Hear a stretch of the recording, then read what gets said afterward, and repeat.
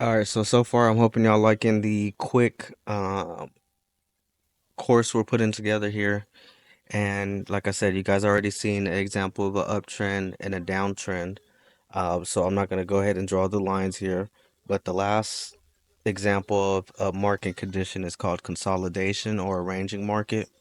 And that's basically, well, I guess I still have to use my lines. So I have it highlighted in a box, but I guess a better visual will help understand more.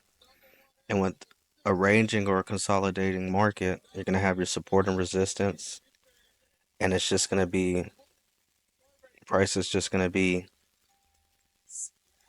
kind of almost something like this. But if you notice, it hasn't broke up to the upside or it hasn't broke out towards the downside.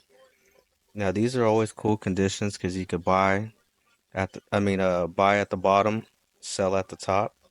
But you just got to be careful in that because you never know when it's going to break out to the upside or come down and break out towards the downside as well.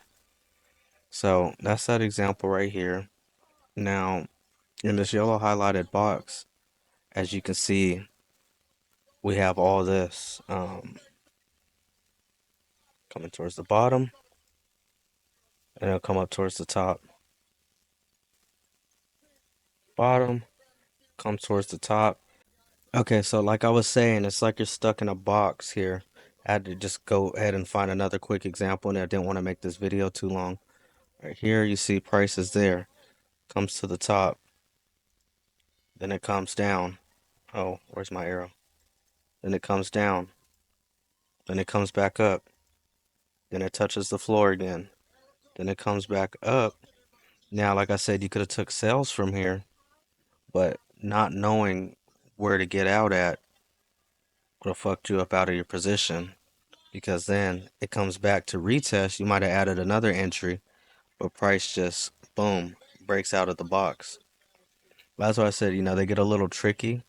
In those areas, I look just for like quick scalps, one to ones, one to twos, and I always target, previous structures or previous levels just to make that quick.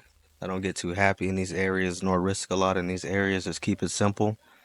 But yeah, that's gonna be it for this part of the course, and we'll see y'all in the next video.